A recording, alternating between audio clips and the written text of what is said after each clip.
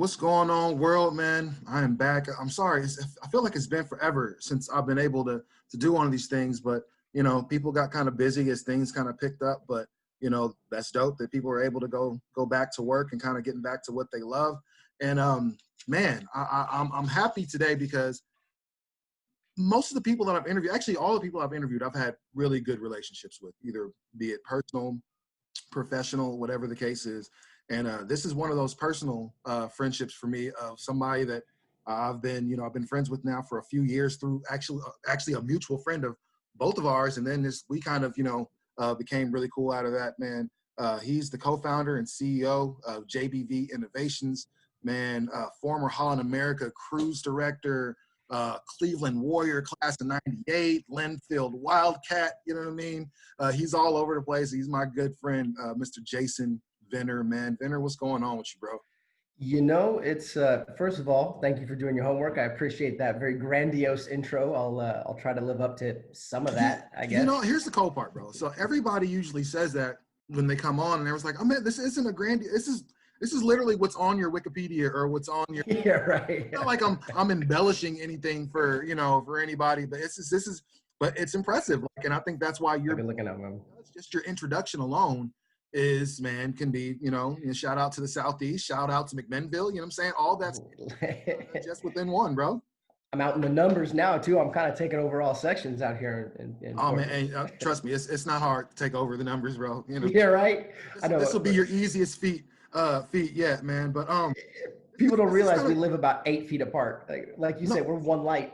Seriously, like I'm all of one light and a turn away from you, and I can be at your spot in about 4.5 minutes. Maybe that if there's a light, something like that. So this is kind of downtime for you anyway, because this is here that you would be home, you and your wife just kind of hanging out, you're doing your thing. But this is quarantine time now. How difficult has it been for you to kind of enjoy like your downtime, but really be down during?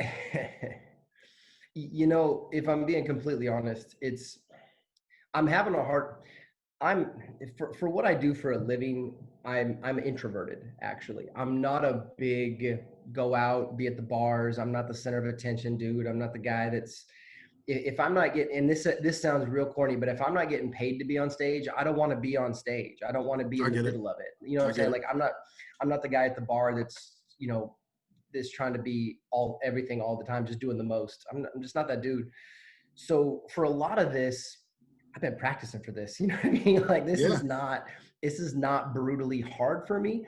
What's more difficult, and this is just trying to be real, is that, we're blessed that this is our downtime, my wife and I. And so as I'm watching people struggle and as I'm watching people go to bat and try to figure out how they're going to pay rent next month and, try to figure out how they're going to go to the grocery store, that weighs on me. I feel a responsibility that I don't know. Responsibility is the wrong word. I don't know how I feel. It's hard to really put into words exactly what it feels like. I'm proud of what I do and I'm proud of the position I've put myself in. I'm not embarrassed by it. And I'm not sitting here, oh man, I wish I do.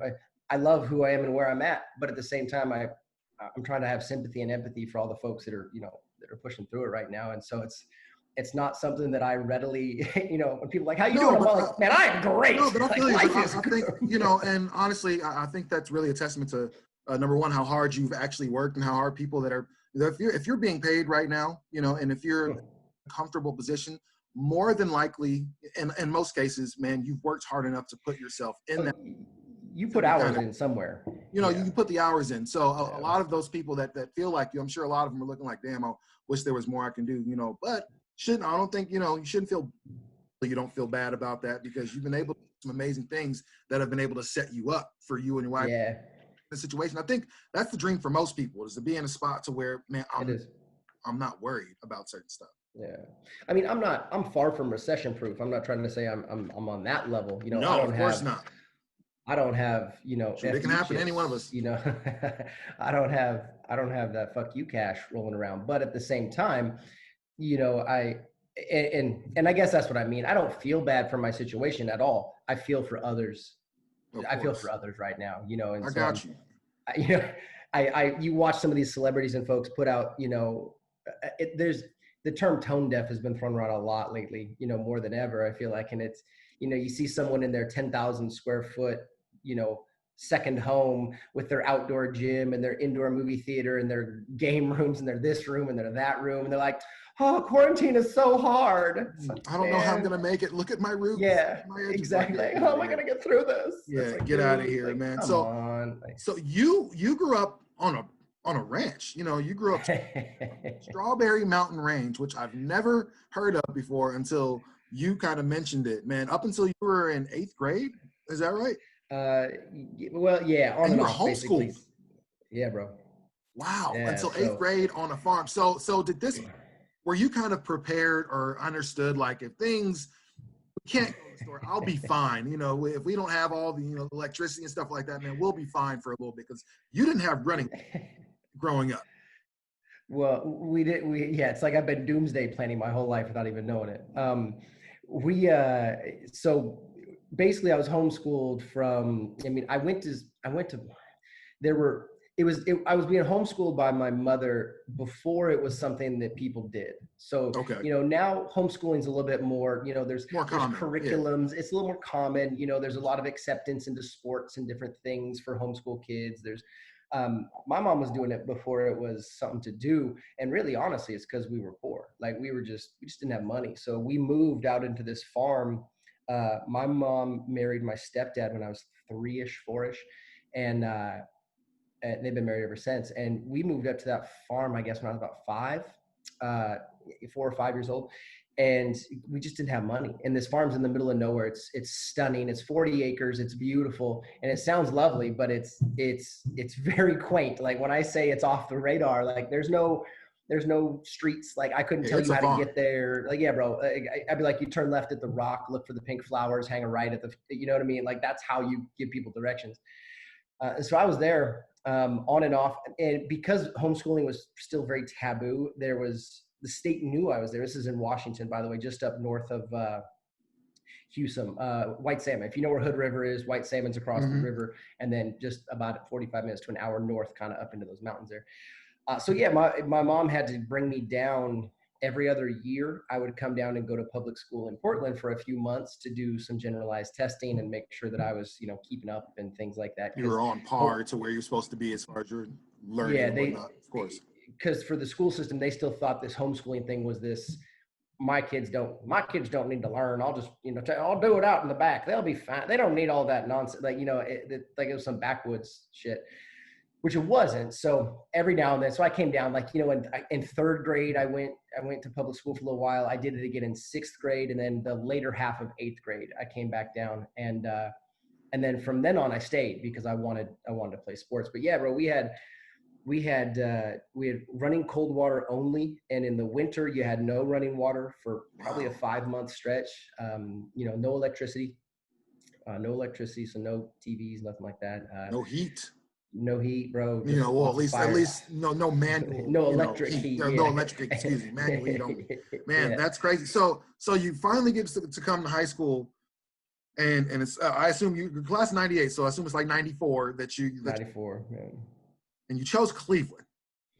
So tell me why. What did you just live in the neighborhood? Just like, man, I'm gonna go to Cleveland. Yeah, bro. So when we moved down, I decided I really want to play sports, and my mom was starting to reaching into high school. You know what I mean? That's a tough age to homeschool when you start getting older. High school, you start to look at colleges and stuff. And so my mom is a hyper intelligent woman, but she was just like, he wants to play ball. He wants to do these stuff. So let's take him down to Portland. Because my mom's family is all down here, so is my stepdad. So they ended up getting a spot in kind of in the southeast, not kind of in the heart of southeast, not too far out of Selwood area down there in Westmoreland, kind of region, little outskirts of Westmoreland, 17th and Nehalem to be exact. And so I went to one of Cleveland's feeder schools for the last few months of 8th grade, and then honestly, I didn't know enough. I didn't know there were other schools. I had no idea, right? Like I moved to town. I didn't know I had options to test in and go to Benson, or, you know what I mean? Like I didn't know I had those choices. I just thought everybody just go where your school fed you. That's just what I heard, So Cleveland was, once you figured out you could have went to one of those schools, was it like I should try to transfer or something like that? Bro, when we went 0-9 for the second time, I was like, oh, maybe this wasn't the decision I needed. So I got to be honest with you, so I got love for all the PIL schools, but Cleveland was always the game that you kind of circled on your schedule because you knew that was going to be a career game. You're gonna have a career game, yeah. At some point, and Yeah. the cool part is you guys actually would have good players at certain points, but just if I felt like, was it just not enough good players, or what's the? We had, bro, our turnouts for we're talking football primarily, obviously for football. Course. I mean, so basketball. You guys were legit. I was gonna say we had so many people come out for ball that you kind of had it made if you were already on the squad, but there's a lot of dudes pushing you in ball. But in football, bro, we couldn't even field 22 dudes. Like we didn't have 22 guys for varsity. I was varsity. I swung varsity as a freshman and then started varsity sophomore, junior, senior year at quarterback. And we couldn't. It's not because I was some supreme athlete. I was a good player, but I wasn't some god. We just didn't have numbers. And so honestly, Cleveland just wasn't that big because basketball was big, and honestly, soccer was pretty big at Cleveland too. Dudes and love the cool soccer. part about it is northeast, southeast. Football is just not what we do. Like, there's just many PIL schools. You look at some you look at some of the rival schools. South. Exactly. Or even if you're talking about this here in Oregon locally, you look at the schools in Eugene and Corvallis. This might be. That's what I'm saying. You go down to Roseburg. Exactly. So there's one high school there that you can choose from. So those kids are good. They're getting everybody in town. Like, but when you live in the city, these kids had options and they were able to go a whole lot. So that's always my thing about football. Basketball, though, man, it only takes 2 or 3. And some exactly right. And we can do some dirt. And football's, people think it's just a big, not people. It often gets criticized for being a brain dead game of, just oafs running around hitting each other, but it's a highly intelligent sport. It's Absolutely. a highly intelligent sport across the board, every position. I don't, people, linemen are dumb. Linemen are not dumb. Linemen have to know an insane amount of things all the way down, up and down the roster. So all I would say is, when you look at small states or small towns that have these juggernaut teams that have been good for 20 years, 30 years, it's because when those kids enter football at 6, 7, 8 years old, they play one system. And they play that one system of football. And anyone that knows the sport understands what a system is. But, you run the same defense, you run relatively the same offense for 15 years. You run it from 6 years old all the way through the end of high, or less than 15, I guess. But, 10, 12 years, you run one system. So by the time you're a sophomore, junior in high school, the system down pat. You're just looking for athletes at that point because every athlete knows the system. Where in these bigger cities, you come in from that town or this city or this area or that you played for that rec league and you played for that team and that you all ran different offenses, you all ran different defenses, you all had different coaching styles. And so by the time you got to high school, you weren't farmed, as it's often referred to. You weren't farmed up to where when you hit high school, you were just raring to go. You were learning everything brand new. I had 4 coaches in 4 years at Cleveland, too. So it's like I had a different system every year. And I don't know, Cleveland just never pulled. We had a couple of good athletes. We had a few good football players here and there, but not enough to compete, not enough to. Well, shoot, it looked like it worked out pretty well for you because you were able to play some football in college. Right. Yeah. It was a weird thing. So I got coming out of my senior year, I'd created a little buzz. I wasn't anything spectacular, but I'm over 6'2", I'm 215. I'm a quarterback. I'm not real fast, but I got a big arm. That drew enough buzz around. I was in that, in 98, that was decent sized, for a QB. Oh, that was more than decent size. Right. Yeah. You were big enough. If you had an arm, you were big enough. You could put the ball 60 yards, where it's supposed to be. You can play most places. And I got some good looks from D1 schools all over the place. A lot of Pac-9 at the time, Pac-10. And then, some of the East Coast. But then I broke my back and or I fractured some vertebrae in my back. And so every school, just said, thanks, but, we can't put a scholarship on a kid who may never see the field, and which I completely understand. So I ended up going to a small school, Linfield, out in McMinnville, who's a good football program, just kind of thinking that I'd rehab it, get on the field, do some work at Linfield, hopefully, and then make my way back to the bigger schools. But it just never really transpired for me. It was never in the cards. I mean, it's sometimes like that. We kind of all have similar stories. As Western Oregon shoulder And that was that. You know what I mean? No, Exactly. it's Did a you whole bunch, but the did you good go thing through for depression? Did you go through depression? it hurts, when you figure out that Yeah. you're not gonna get a chance to do anything, and like the stuff that you kind of, I'll be honest, I wasn't a worker. I wasn't, I mean, so Yeah, either was I. that was kind of my big thing. It was like, oh well, you didn't really deserve to anyway. Yeah. And really I didn't understand how to play until I got to school, to college. And that's when it was like, Yep. Same here. do this, do that. I didn't know anything about anything. And it's almost too late. I wasn't big, I wasn't a weightlifter, I wasn't any of those things. Like, Yeah. I was lucky enough to be, and really, because I ended up just walking on, you know what I mean? And then like Yeah. here and figured out how good I was not. And it was like, oh, Yeah. this is probably Yeah. not gonna work. But luckily, like you, it's pretty good public. And I knew like it wasn't hard for me to like get in front of people and kind of stand and deliver. Public speaking is such a Biggest fear in the world. biggest thing, but before death, you know what I mean? And that's crazy. Seinfeld has a joke that people would much Yep. die or be the person in the casket than be the person giving. Giving the eulogy. And I'm just curious, like, when for you did you know that I'm pretty good at this whole thing being in front of a crowd? Honestly, I'm not trying to do fake humble here, because I'm not fake humble. But I don't know that I think talent at something is really interesting, right? And talent at speaking, the people that I admire the most, that I look at and think are the best, are the people that I really view as authentic. And authenticity is one of those things that, it's not, there are extremely talented folks who can get up and do a soliloquy, or could get up, who can recite a poem, or could do a reading from, a yada, yada, yada, and blow you away. But they can't public speak necessarily. They're speaking in public, they're doing something from stage, but acting is very, very different from public speaking. Acting, you have a wall when you're acting. You have a script, you're pretending to be something else, you're pretending to be somebody else. If people react negatively, they're not reacting negatively to Rashad or Jason, they're reacting negatively to the part you're playing. So it's real easy to go, yeah, it's not me, it's just the part. You can hide behind things. And I'm not saying anything negative about actors. I think acting is an incredibly difficult profession. But that's their whole job, is to be somebody else. But that's their job, is to be somebody else, right? Going on stage and watching people be themselves it's very raw. It's very, very raw, because you're asking people or encouraging people to like you or buy your product or whatever it is you're doing or selling. And it's you that's doing it. It's not a character. There's no, if they don't buy your product, you failed. If they don't, if they boo, they're booing you. They're not booing the character. They're booing you, whatever that is. So diatribe, for me, I never realized I had a talent at it. I realized I wasn't scared of it.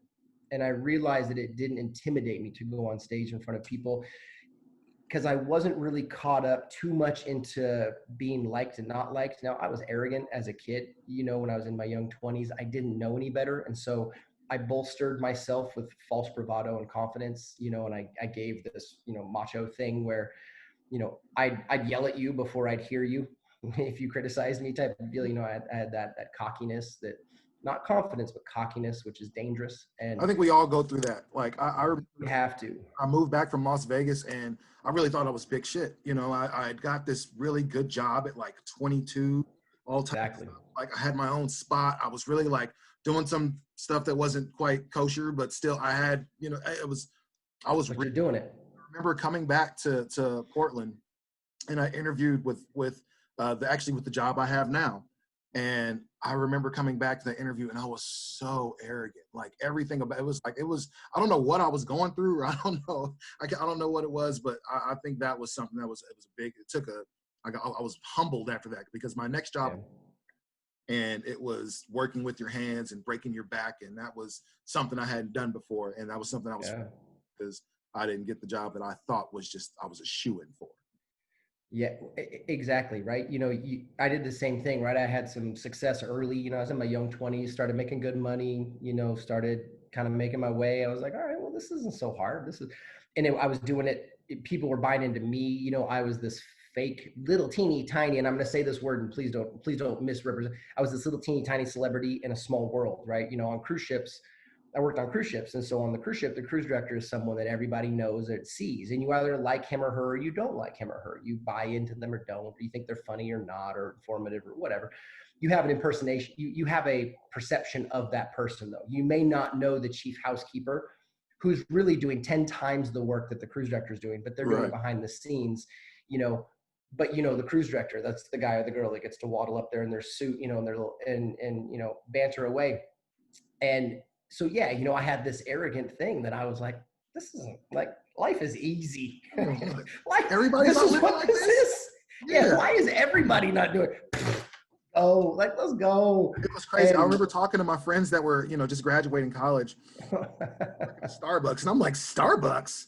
What? Like, you don't have this $30,000 a year job, baby? What you mean? Like, it's 2004, 2004. So yeah. It wasn't like, well, I was like, man, I remember that being like, wow. And then I was humbled real fast. Yeah.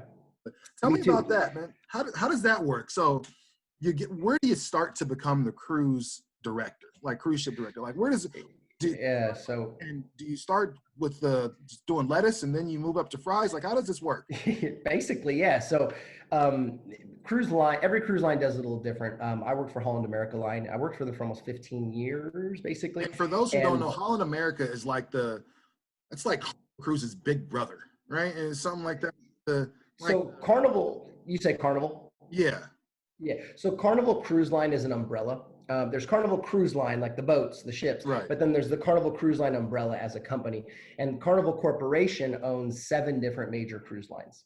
And Carnival Corporation owns Carnival Cruises, Holland America Line, Princess, a whole bunch, right? And then each one kind of fits in its own demographic, and they don't really compete. Carnival's guests don't necessarily cruise Holland America Line, and for good and bad reasons. One's not better or worse. They're just different. Carnival caters to this crowd. Princess caters to this crowd. Yeah, exactly. Right. So everybody kind of caters to their own crowd. Holland America Line it's a more mature, it's older, it's very affluent. There's a lot of money, man. There's a lot of money. And it's a lot of cruisers that cruise a lot. So Holland America Line has a huge return cruise rate, meaning if you came and sailed this year, you'd probably come and sail in the next 6 months to 8 months. And then you'd probably come 6 to 8 months after that. And, the return rate is very, very, very high because people don't necessarily, you go to Holland America Line for a reason. Carnival, you might go to because it's affordable and it's close and it's quick. It's a 4-day cruise. You go to Holland because you want specific things. You want service. You want food. You want certain things that come with that line, that brand. So yeah, it's a more affluent, it's older line. It's not a party line. They go hard, but they're not a party line per se. What's it like working on the water? Like, I think, no, seriously, I think when people are like, oh man, I'm going on a cruise. I know a lot of people that go on cruises, and usually that first day or that first couple days is tough for them because you're constantly in motion. You're even if the boat is kind of stopped, you're kind of moving back and forth. What's it like? How long did it take you to really get used to just really being on the boat and for not really being a problem for you? Or do you ever get used to it? I've never had a problem with any type of motion sickness. So for me, I never honestly really felt it. I've been through some nasty stuff. I've been through some huge storms. I've been through some mechanical situations, and I've been through some pretty crazy scenes on cruise ships, but they're the outliers, right? That's not, you go through a typhoon off the coast of Japan. That's not your normal cruising. You might do that once in 10 years. That's not, you might do it. You might do it once in 100 years. Is that the scariest moment of your life?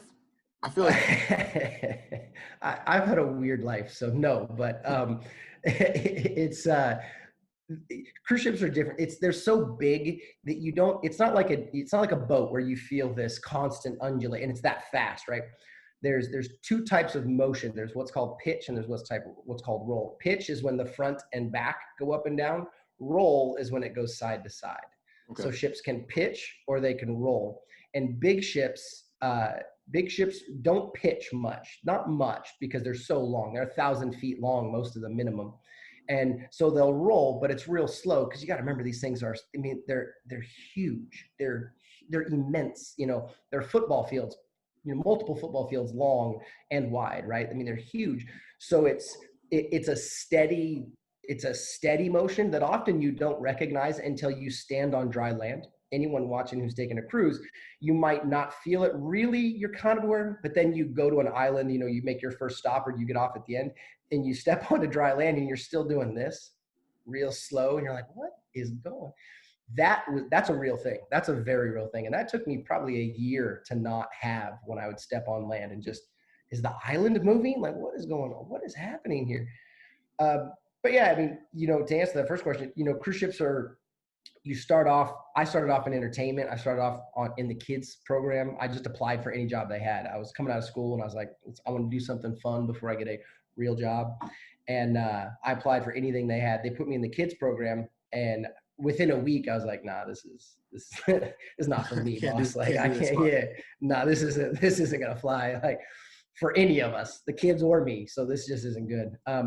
And I just told them, I was like, I really appreciate this, but it's not for me. And they were like, well, let's move you over to the grown-up side. So most cruise lines have what's called cruise staff. And these are the folks that, it's the kids program for adults. You play games, you do, board games, you do ballroom dancing, you do basketball shootouts, you do, you greet people. You're just, you're just kind of a public person.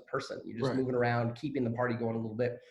And then you climb from there, and every cruise line's a little different. Holland, I went from cruise staff to DJ to assistant cruise director to cruise director.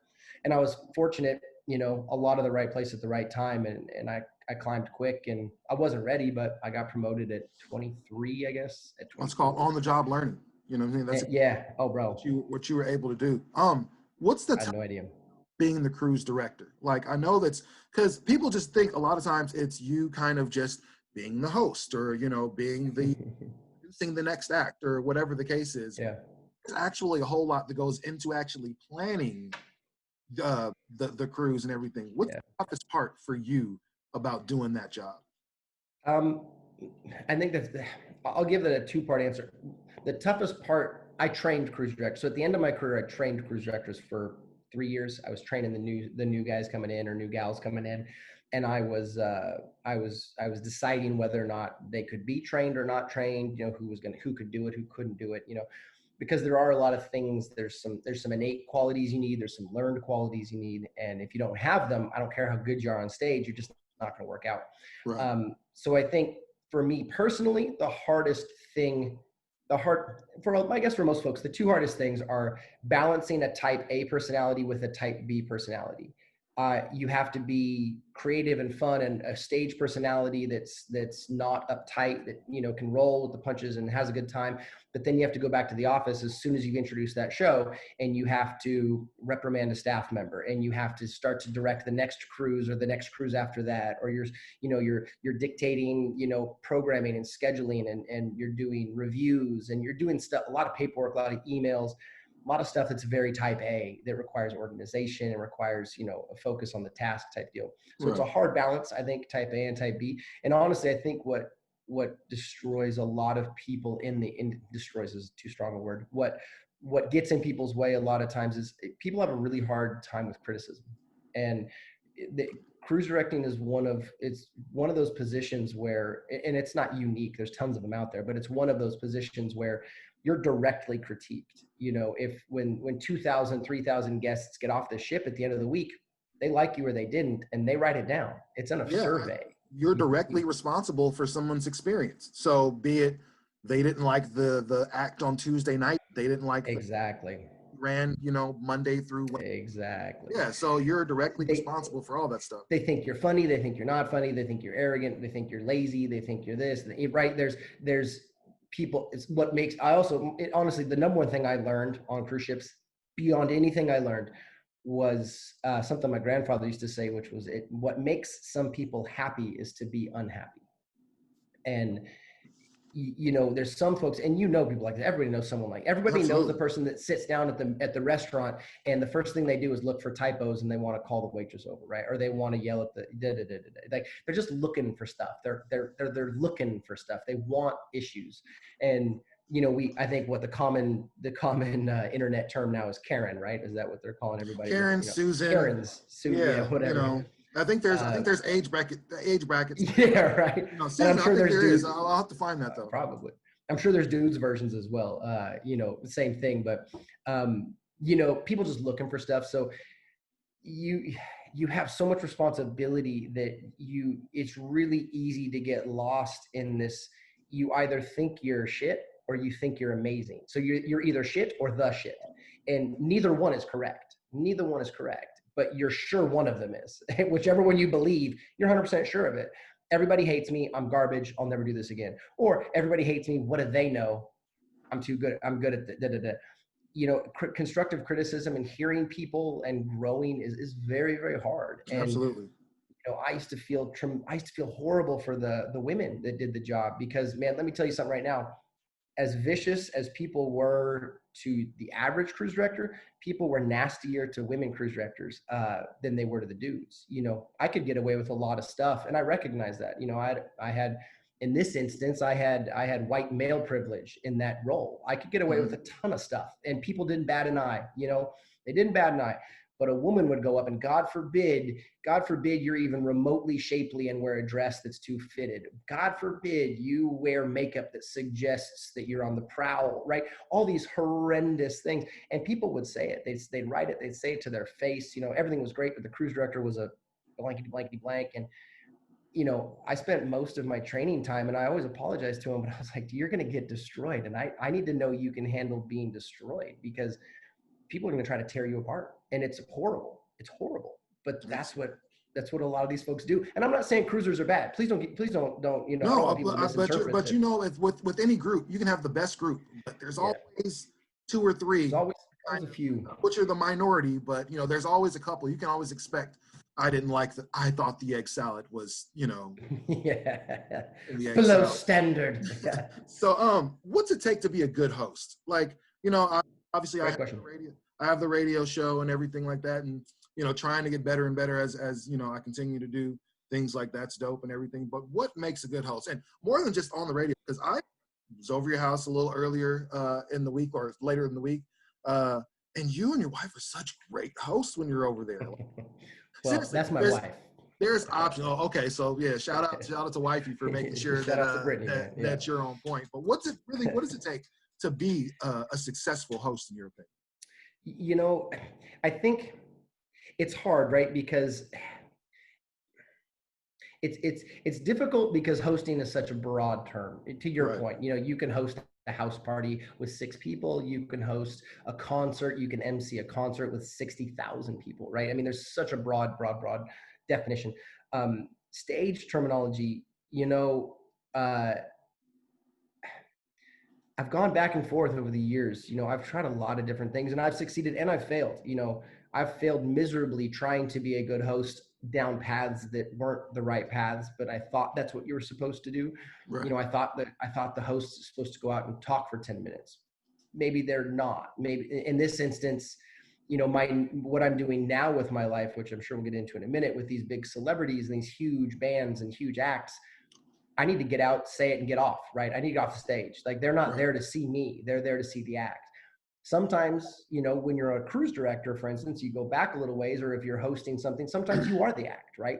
On your podcast, on your show, Rashad, you are part of the show. You're not just getting out of the way. Depending on who the person you're interviewing, you are part of this. People are watching because it's you. So you're imparting your personality, and you're bringing your style and your flair, and that's important. It's very, very important. But when I'm introducing, and I've had that, I have that all the time in certain levels of my job, but in other levels of my job, I need to recognize that I'm introducing Smokey Robinson, and I need to get out. Y'all ready to go? Let's 30 seconds, and Smokey Robinson, get off the stage. Ain't nobody come to see you, Otis. They came to see Smokey. Yeah. So everybody wants to see Smokey in that moment, right? So get out. So I think there's definitely knowing your moment. There's recognizing the situation, I think, is vital. Huge part of it. I think another vital part of hosting in general is, and I use the word already, is authenticity. If people talk to you, and this is going to sound funny, and I'll explain this in a moment. If people talk to you in person and then see you on stage, or hear you on the radio, or see you on a podcast or on YouTube or wherever, and they're different people, they don't believe you, right? Because who's Rashad? Well, the Rashad I just talked to was was cool. He was the homie. He's from down the way, same age, same this, same that, blah, blah, blah. We vibe. But then the dude who got on stage was real cold and real surgical, and then, was out of there, and I didn't even recognize the dude. And then the dude I saw on the podcast was real bright and cheery, didn't sound like him, didn't act like him. There's a fine line of being one person. Now, I'm not saying we don't adapt. I told you the story the other day. When I first joined Ships, the guy who trained me said, listen, he goes, if you want to make it in this, he's like, and you and I laughed about this. He goes, you got to clean up the way you talk. Right. You can't have any, and I know this is non-PC to say, but he goes, you can't sound urban, you can't sound hood, you can't sound city, you can't slang, you can't drag syllables and drop syllables and vowels. And he's like, you've got to find this, and you're in radio, so you know this intimately. You've got to find this very produced voice that everybody can relate to and hear and understand, and good evening and welcome. Hey, we're so glad to have you. And that doesn't necessarily mean that's your same voice at home with your son or your wife or your, whoever it is in your life. But as long as there's an authenticity to it, it's important, that it's the same message and it's the same, because people smell that quick, man. People, real right? fast. It's Guy Smiley. You remember Guy Smiley, right? Yes, of course. Right. Everyone remembers the game show hosts and welcome to, that guy's selling you a used car. You know what I mean? And it puts you on edge. It makes people go, oh. Because when you meet that guy, it's really a dick. You're like, oh, you sound nothing like the guy that you were on Price is Right or whatever it was. So tell me, man. So this is what Soul Train. You are Soul Train, baby, for the Soul Train cruise. Been doing for a little bit now. Tell me, how do you get that? How does that fall into your lap, or was this something that was happening? You just happen to be in charge of it. So back in 2014, 15, I was just finishing with Holland America Line. No specific reason. They're wonderful. I have nothing. I wasn't getting out of there because I didn't like them, or it's just run its course. My relationship there run its course, and I still love a lot of the folks that work and play there.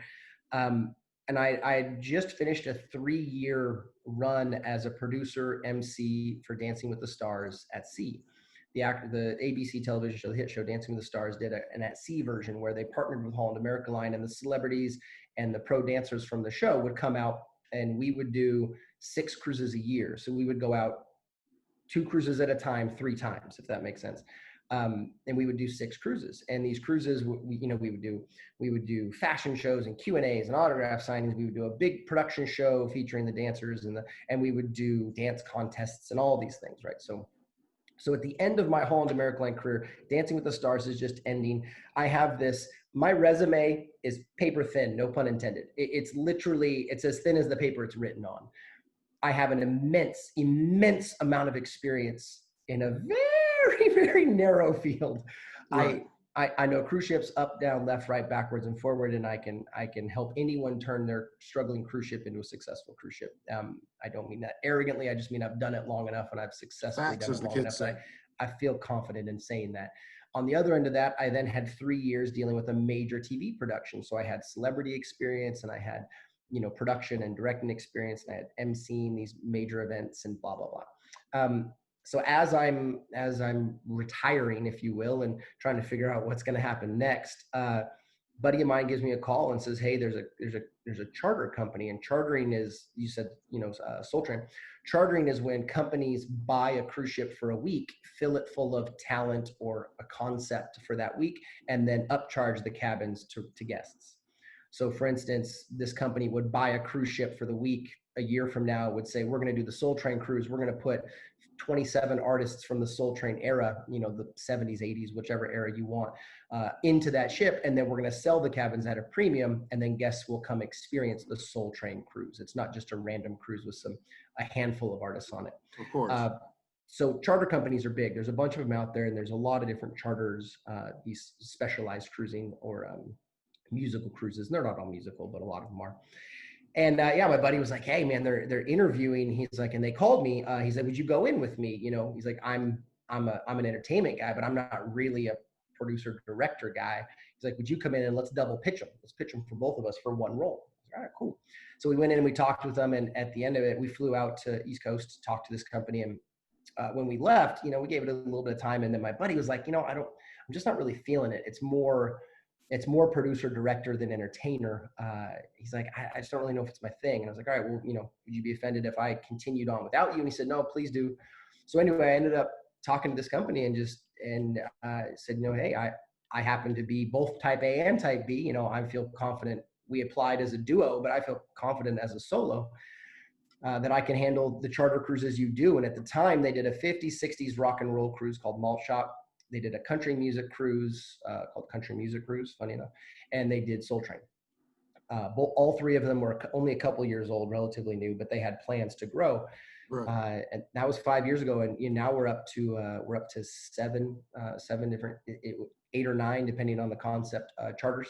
And I contract in, so I work them as a contractor, and I help produce and direct their cruises. There's an executive producer, and then a few of us that build below that, and we build these cruises for them, and then we actually go out and sail them. And so once we've built them, then we go out and actually run it. So we build the car, and then I get to be the one to drive it when we get out there.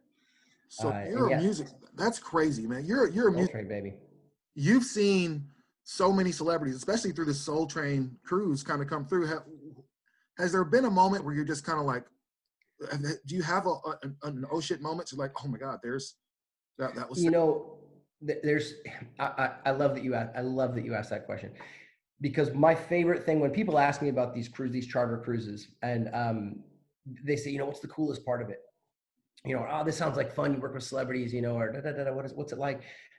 My favorite thing, hands down, is there is nothing, and I have some specifics, there is nothing like seeing the person that sang the song sing the song. There's whatever that song is. You've heard Smokey, you've heard the Beach Boys, you've heard Kenny Rogers, you've heard the OJs, you've heard the Jacksons, But have you seen them? Have you gotten to know them a little bit and then seen that person on stage in an intimate small theater sing that song? Right. My favorite story ever, and I love this man to death, is Chubby Checker. So. Okay.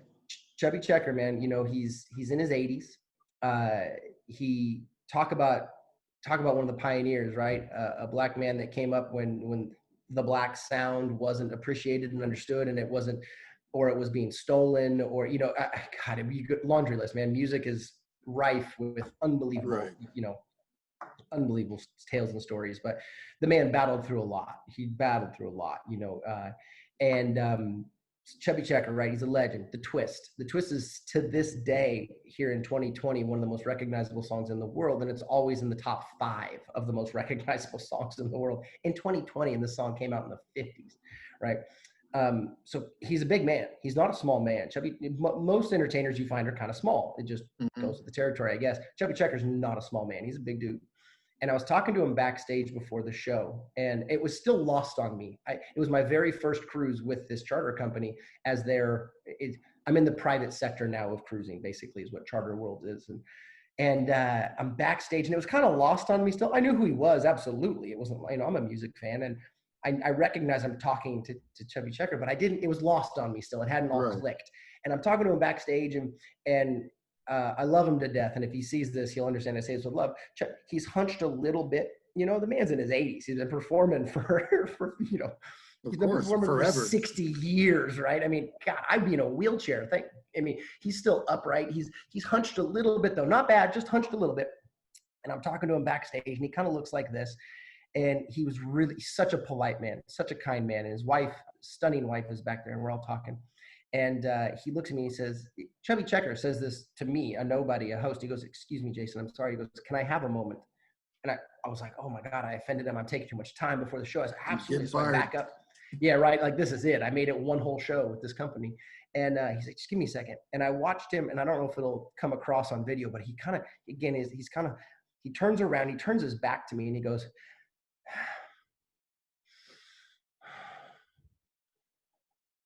and I watched him become Chubby Checker, if that makes sense. All of a sudden, he was all of 6'2", 6'3", 6'8" in my mind, and upright, and his voice deepened, and he looked at me and he said, let's go to work, baby. And I watched the man go on stage and do like 80 minutes, 2 times in a row. 80-minute show, 90-minute show, small break, 80, 90-minute show. And he destroys the house. And I got goosebumps in that first show. I watched him do this, which blew me away. And then I walked to the side stage and I was watching, and I watched the man do the twist. Like, I watched the man do the twist to this audience. And it was just like, this is And that's your musical first, and history. that's your first cruise. That was my first cruise, bro. That's You know, crazy.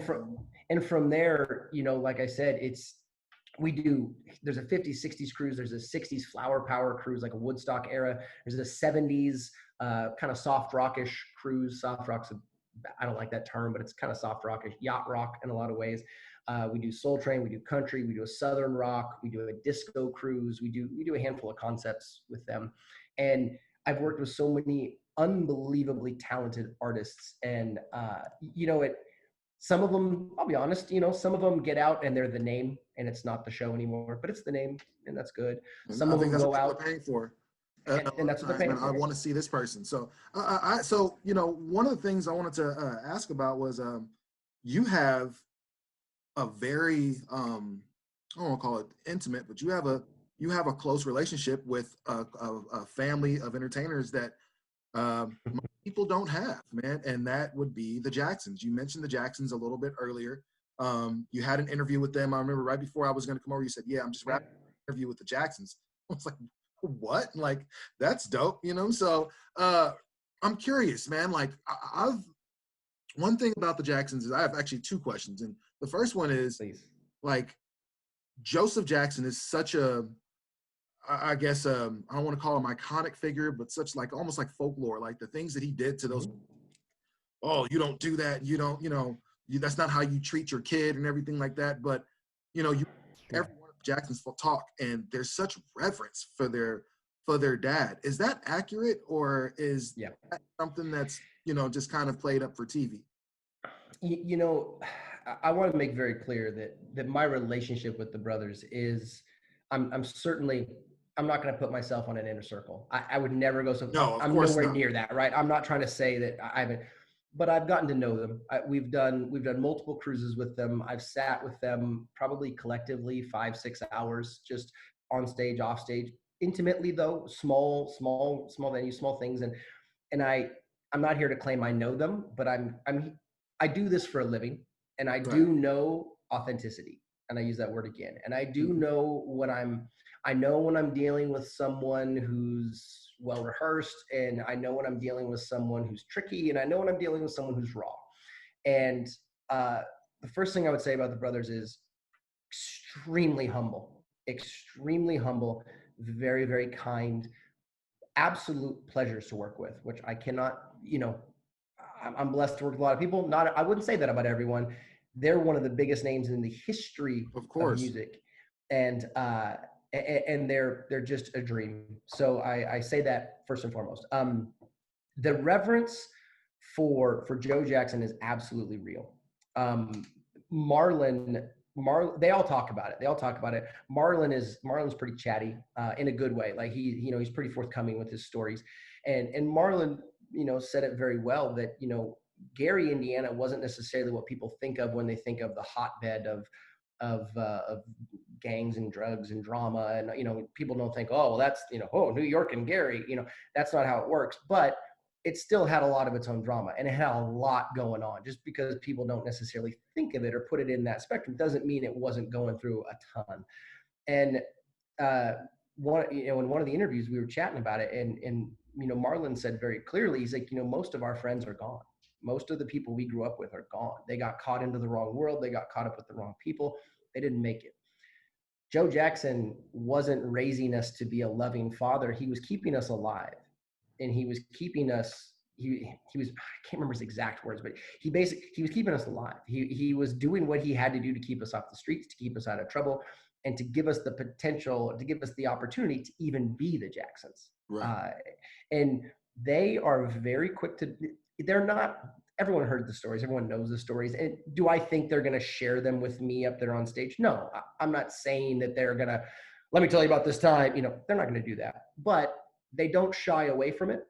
They don't questions about their dad. They don't duck it. They don't go away from it. They answer them very directly. And Marlon had a great quote. when I was chatting with him, I said, what would you, or and a guest asked the question, what would you say to a lot of these young stars coming up that just act a fool? All these, the child stars, the child entertainers that make it big and then turn into just yahoos and, doing all this crazy shit. Uh, what would you say as somebody that did, that started as a child and made it, to the level you did? And he said, nothing a six pack of Joe Jackson wouldn't fix. Hey, straight up and down. I think we could all see a little Joe Jackson in there. My other question is, the Jacksons are such an iconic group, not just for Michael, but we got to remember, like when the Jacksons came out, like Tito and Jermaine were teenagers. You know what I'm saying? And they're Yeah. like they had work, like they had a lot of work in that time. Is there ever a time where they maybe just get a little played on Michael questions? Like obviously, you can't talk Jacksons without talking about Michael, but again, the Jacksons. When I think of the Jacksons, of course, I think of Michael Jackson. But if you talk to a lot of my aunties and stuff like that, grew up like Yeah. they loved Jermaine. When they were, Yeah. they loved Jackie. When Yeah. when they were younger. Tito. I think the Michael questions are always there. I'm very careful when I speak to a guest of any caliber. I don't care I don't care what you do for a living. No, I'm not there to offend anybody. I'm not there to win Pulitzer prizes because I get you to admit something crazy or Right. it's not my job. My job is to be entertaining. My job is to be a liaison between the artist and the guest. And when I say guest for anyone watching, I'm talking about our cruises in that moment. So we've got all these guests on the cruise that are there, and one of the main reasons that there's the Jacksons. I'm not there to be disrespectful to that or try to get trip Marlon up on a story or get Tito to admit something. Like Right. that's not my job. That's the antithesis of my job. My job is to Right. be entertaining and have fun. But I'm also paying attention. And while I don't like to script questions out often because I want to go where the conversation goes with these stars, because they're going to take it where they're most comfortable. And if you can keep it where they're most comfortable, You they'll should be a talk good more and more and interview. more. Absolutely. Exactly. You know, you interviewing me, you have to do work because nobody knows who I am. But me or anyone interviewing the Jacksons, nobody wants to hear me. They want to hear the Jacksons. They don't want to hear me. The more I Yeah, talk, the less effective the interview is. Period. that's very true. So And I think people have a tough time, especially, a lot of guys who watch ESPN or they want to be the star. Like I they're did. the star, right? This is about you. Like, I mean, this Hmm. is about, man, people finding out how many great things that you've got going on, all the great things that you've done. Like Absolutely. in the conversation, at the, Well, and that's what I was going to say. So, when I'm chatting, the handful of times I've chatted with the brothers, they don't duck, they don't not talk about Michael at all, but it's just their little brother, right? He's just their little brother. I mean, and that's the care and the casual nature with which they mention him.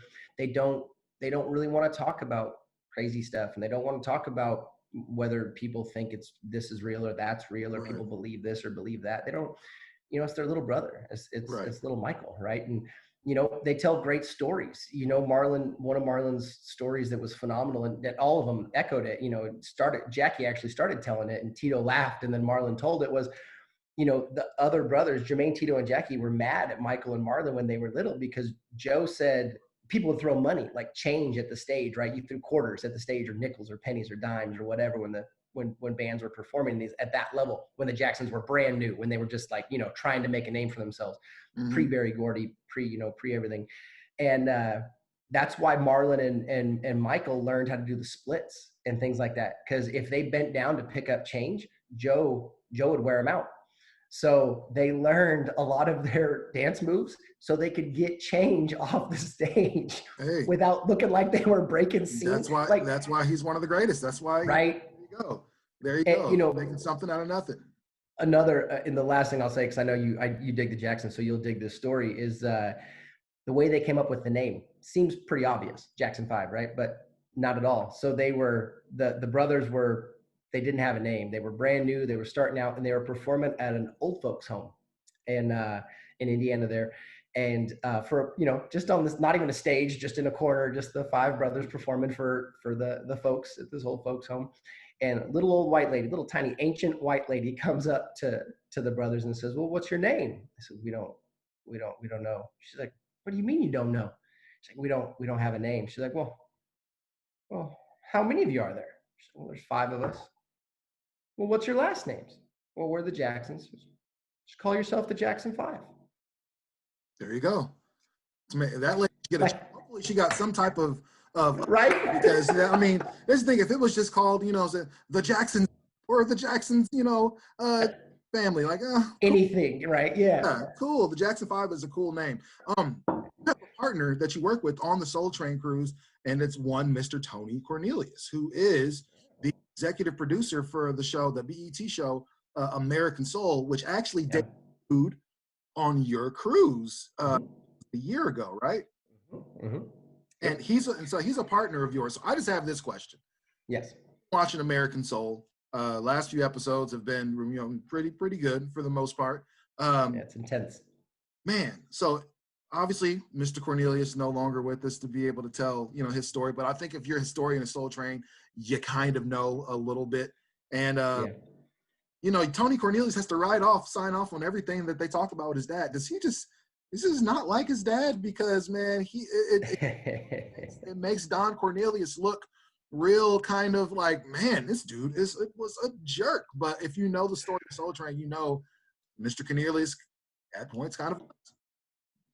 Yeah, so Tony is Don's son, obviously, and his mom Dolores is still with us, and she's doing great. She takes the cruise with us every year, and I love Dolores.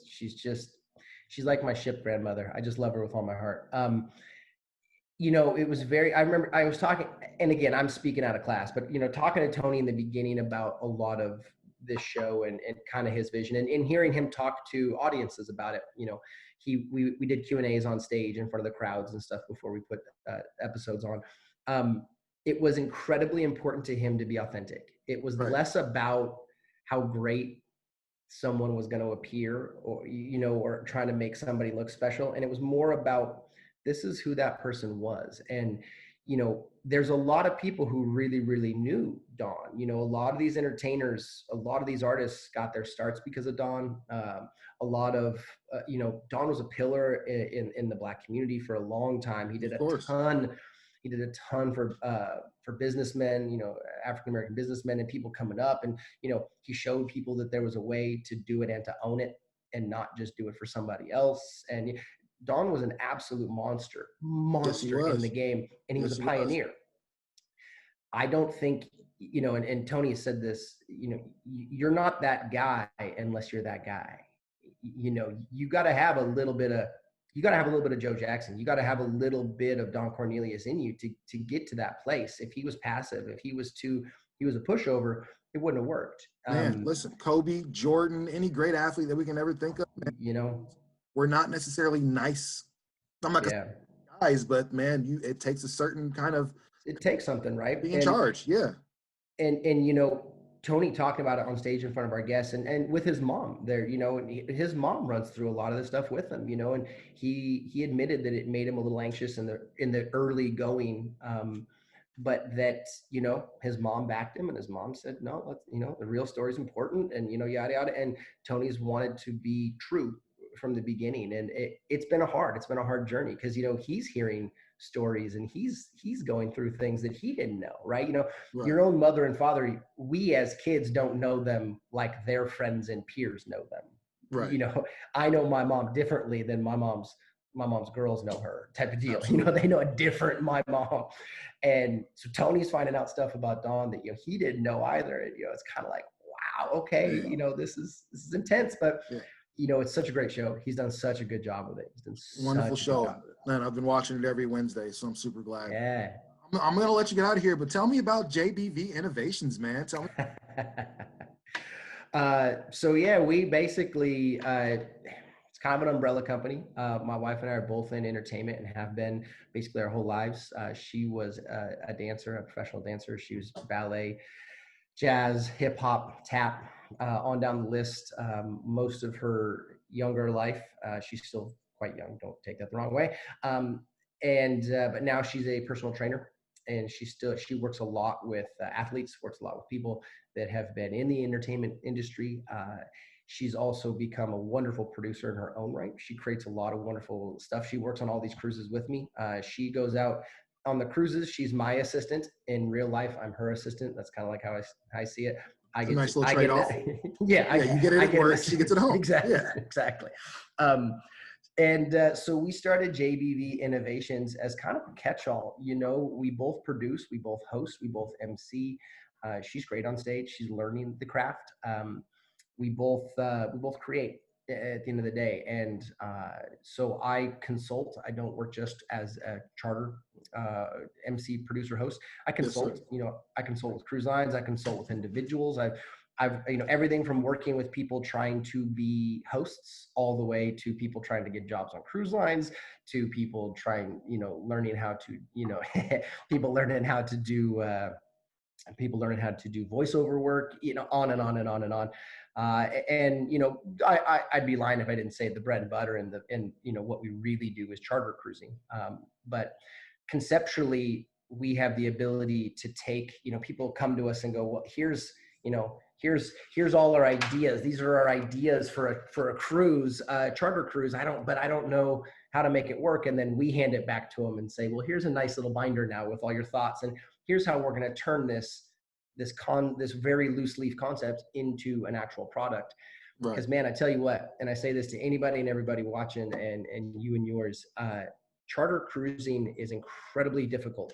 But if you stumble onto the right idea, or if you think up, don't even stumble. If you just have the right idea, one good idea, it's about $1 million a year for the company or the individual. It can be, that number varies, but there's a lot of small charter companies out there that do one charter a year.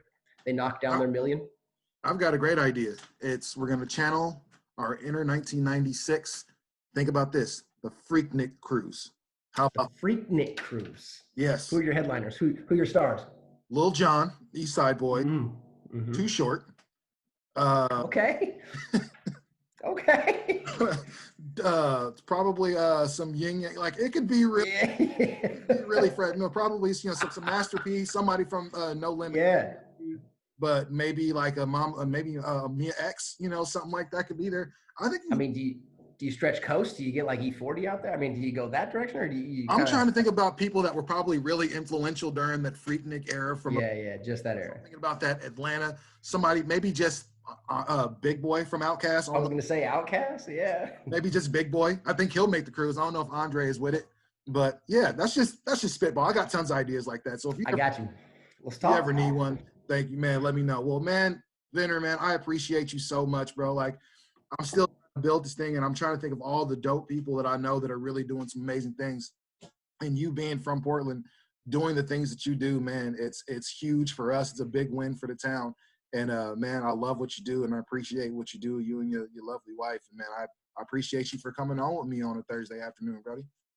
Good looking, man. I appreciate you. And listen, it's I know it's not lost on you. There's a lot of talented folks coming out of the city and doing things. And I think one of the great things that we're seeing right now with there's a silver lining to everything, right? And with COVID and everyone kind of staying inside and doing stuff, I think you're going to see a lot of creativity come out of this. I think you're going to see a lot of folks that never had time, or that just never quite put their mind to it. I did my homework too. I was looking back at some of your past interviews, and you got some phenomenal people, man. You got some wonderful guests. I'm honored to be asked, because I'm a nobody compared to who you're bringing on. And I tell you what, it's you're doing really good things, man. And I appreciate you, bro. Speaking of representing the city well, you're doing it, and I appreciate you for what you do. Well, I'm trying to be like you. I tell you professionally, that's what it is, man. But I appreciate you for coming on, my dude, and tell you hello as always. I will. Now you're 4 minutes away, so come on over. Let's have a beverage. And I'm gonna get rid of this little guy over here, and we'll see what it is, bro. All right, bro, man. Good luck. All right, fam. Thank you so much. Cheers. Man, Jason Venner, somebody I respect a whole lot, man. We've got a lot of great conversations together, and I was just glad we were able to share this one with you guys. That's gonna do it for me. Make sure you get at me on Twitter at TaylorMade503. Same Instagram, TaylorMade_503 on Facebook, all that stuff. Find the YouTube. That's dope. It's up there. I'll put the link on YouTube. Don't worry about it. I'm gonna see y'all later. Peace.